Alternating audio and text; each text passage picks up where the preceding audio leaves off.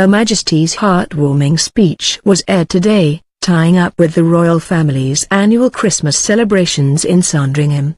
She also described the importance of having loved ones around her, and said, "Through the many changes I have seen over the years, faith, family and friendship have been not only a constant for me but a source of personal comfort and reassurance." And she offered words of comfort for those missing relatives or friends. At Christmas, we become keenly aware of loved ones who have died, whatever the circumstances. But, of course, we would not grieve if we did not love. Of course, we would not grieve if we did not love.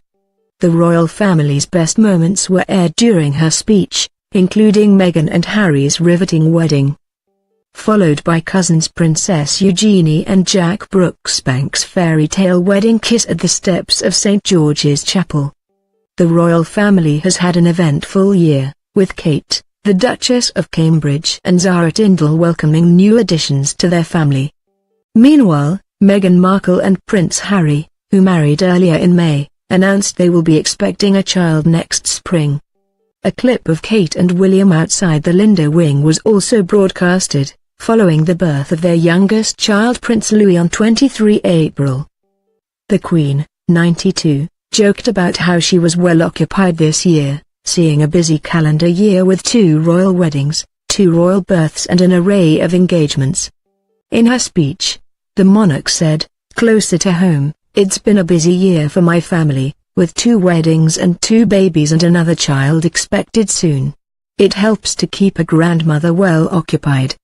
The Queen honored her late father, George VI, reflecting on his service with the Royal Navy during the First World War and his role in the Commonwealth. She said, "The British fleet lost 14 ships and 6,000 men in that engagement. Like others, he lost friends in the war." My father wrote in a letter, "How and why we were not hit beats me." During her speech, the Queen also thanked members of the armed forces, many of whom will be deployed overseas at Christmas, for their efforts. Speaking about culture and religion, the Queen added, "Some cultures believe a long life brings wisdom. I'd like to think so.